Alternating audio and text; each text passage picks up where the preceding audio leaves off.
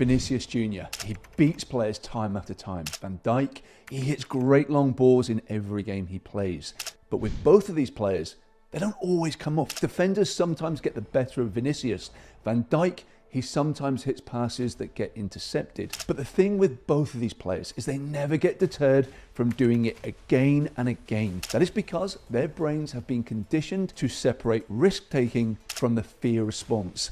Now, if they make mistakes, it's okay. And they're not just telling themselves that. It has been conditioned powerfully within them. And that is why players like Yamal, like Saka, like Bellingham, it is why they look like they are playing with absolute freedom. They're not ignoring the possibility of making mistakes. Instead, their brains have been trained to process risk as opportunity and not threat. And in this video, I'm going to show you exactly how to condition that same fearless execution so you stop playing safe, you stop worrying about making mistakes, and you start playing to your actual ability.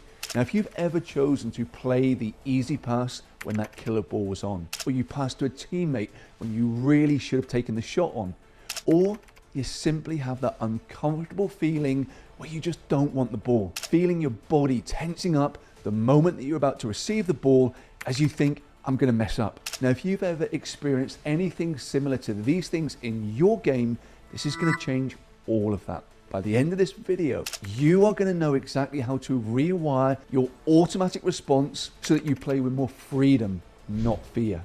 And crucially, this will not be something that you have to consciously think about. It's going to be your natural and automatic new way of operating. Because as I always say, knowledge is nice to have, but conditioning is where real mastery is forged. And if you want the full, fearless execution protocol that I use for my pro players, it's free in my newsletter, and there's a link in the description below. Now, I'm going to remind you of this later so you can grab it after the video, because you're going to need to know the background that I'm going to take you through in this video to use the protocol most effectively. Now, my name is Mark Bowden. If you're new to my channel, I'm a mental performance coach and I work mainly with Premier League and Champions League players.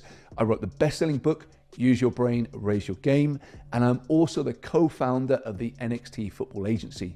Here, we represent elite players in the game and supporting every aspect of their game to take things to the next level. Now, the idea that we're talking about today is threat response reconditioning, because the nerves of making a mistake, they're not reserved for young players or players just breaking through. Even the very best players can experience it. Maybe they make a couple of mistakes in a game and it starts to creep into their heads for the rest of the match. Now, I've also seen it where you get very good, brilliant, experienced players that over a number of games, they start to make these mistakes and they slowly become more and more fearful. Their self-belief starts to dwindle and now they aren't playing like they once were. Now, this can be a major reason why players who should have kicked on to become world beaters, the best in the world, but instead their development stops, their performances go backwards, and they never reach the levels that they should have. Fear of making mistakes can hold you back, whatever level you're playing at. Now, the key to this is how your brain sees risk. Now, when you're doing well, risk could be that ball over the top to set a player free. It could be beating your man on the wing. It could be taking a shot on. But when things aren't going well, risk, it can simply be your teammate passing the ball to you and then you having to make a simple pass.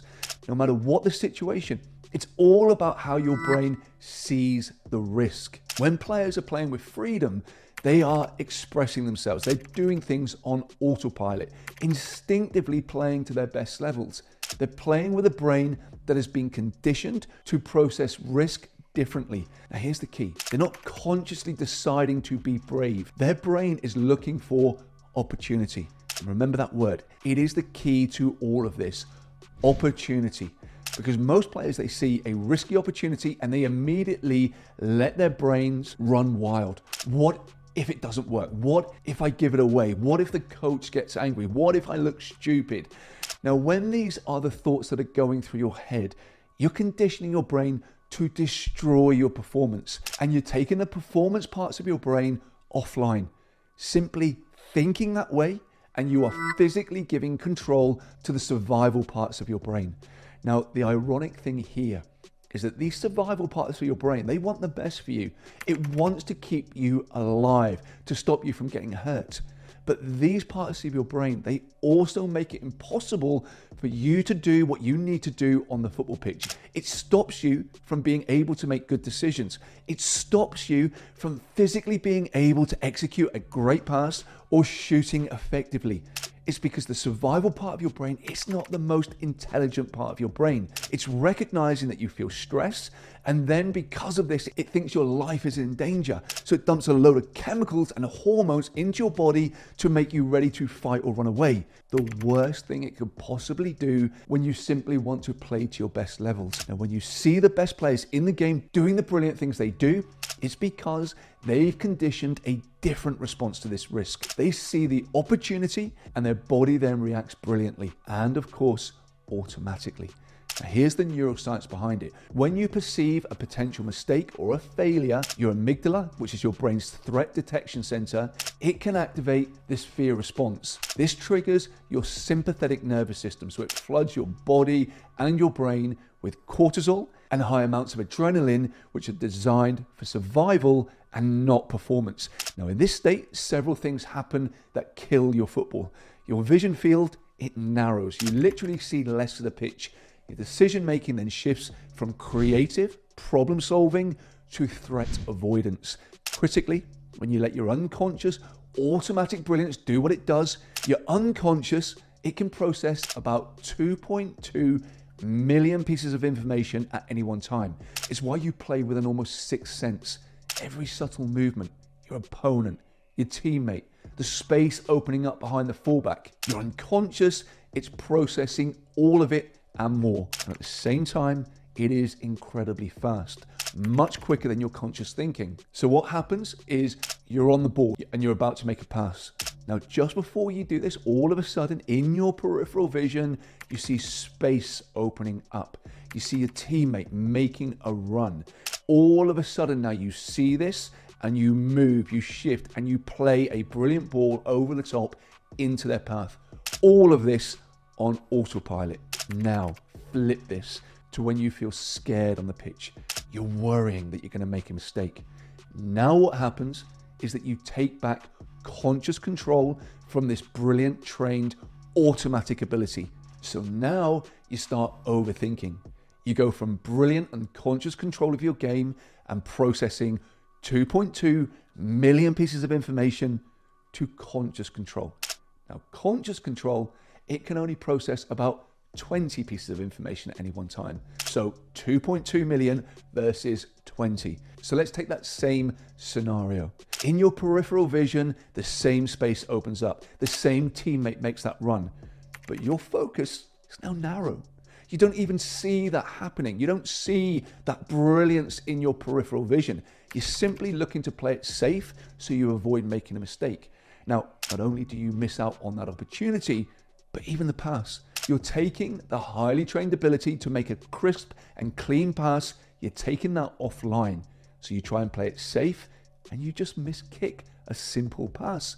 Now, best case scenario is it goes out of play. Worst case, you underhit it and you put the striker through on goal. Now, one thing I do want to make clear with this, because this is sometimes a concern for players when I say we are going to condition them to take more risks.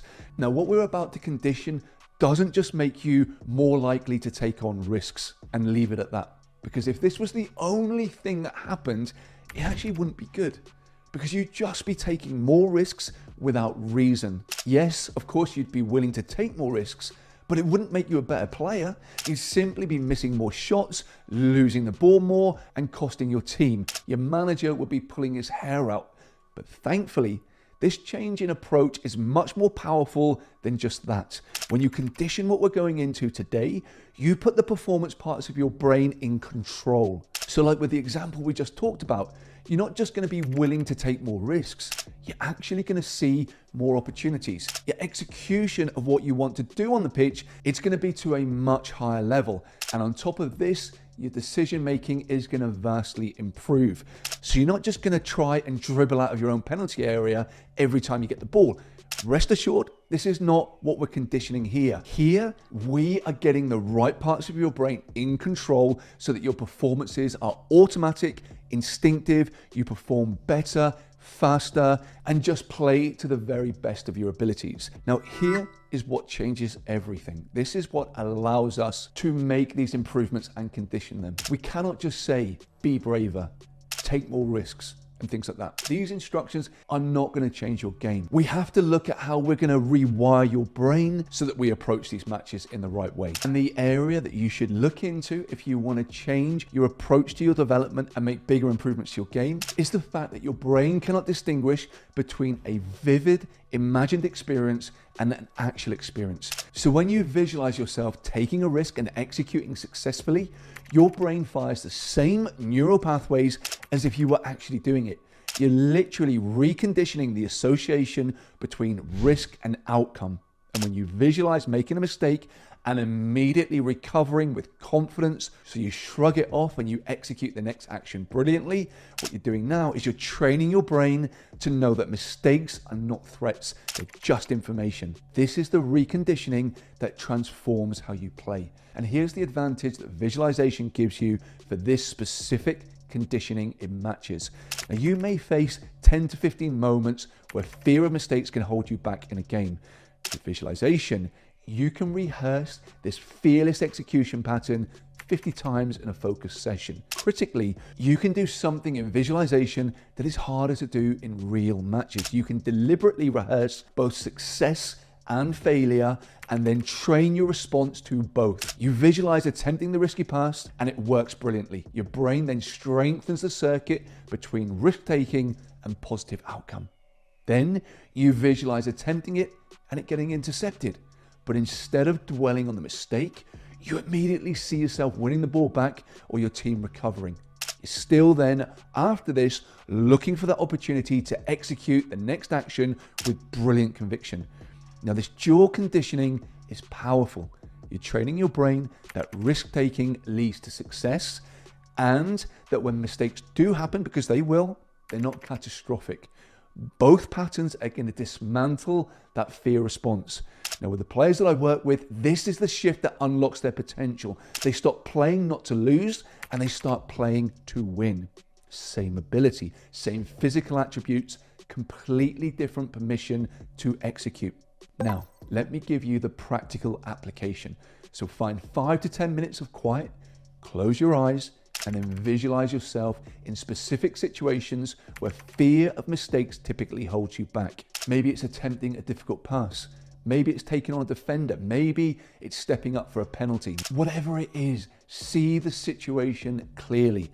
Now consciously work through the pattern. See the risky opportunity present itself, then feel your body respond with immediate conviction. No hesitation, no internal dialogue, just automatic, brilliant execution. See yourself commit fully to the action. If it's a pass, see it arriving brilliantly. If it's taken on a defender, see yourself beating them with authority. Feel the conviction in your body, shoulders back, decisive movement, total commitment. That's one rep. Do it again and again and again, where you consciously are rehearsing seeing risk and responding with automatic conviction. Each time you do, you're strengthening those neural pathways between opportunity recognition and fearless execution. Now, when you're doing your visualization, do this for most of the time.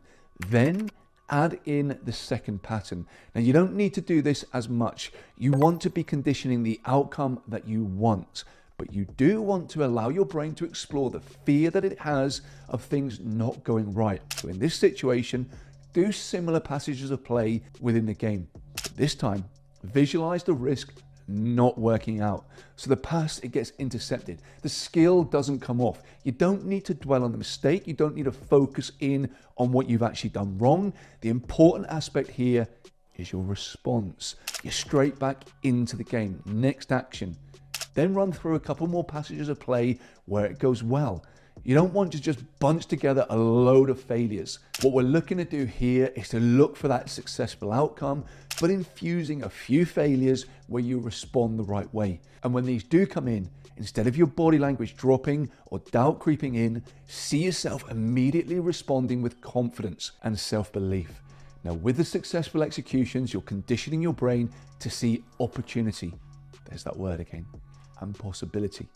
Then, with the unsuccessful ones, you're training and conditioning your brain to show that mistakes, they can happen, but they will not break you. They don't define your next moment. Your response to a mistake is immediate confidence, not lingering doubt, keeping you in the performance parts of your brain, allowing that trained unconscious ability to stay online, that 2.2 million pieces of processing power to be what is fueling your game. Now, of course, you can use this pre-match to prime the circuit, but the real power is in ongoing conditioning. So recovery days, travel time, quiet moments. The more frequently that you rehearse these patterns, the faster they become automatic. Now, do these as often as possible. Daily is ideal. Every visualization is strengthening those circuits. You're rewiring your brain, so risk equals opportunity, automatically triggering execution and not hesitation. As I said at the beginning of the video, if you want the full visualization protocol, the one that I use for my pro players, I will send it to you right now, free of charge. Just sign up to my newsletter. The link is in the description below. And when you sign up to my newsletter, I'll also send you details of my football mind gym. Now, this is a comprehensive library of guided visualizations. Here, I personally take you through visualizations to improve every aspect of your game. The mental side, the tactical side, the technical side, every part of your game. So go there now, sign up to my newsletter, and please do like and subscribe, as it really helps to support my channel and it enables me to keep on producing content to level up your game.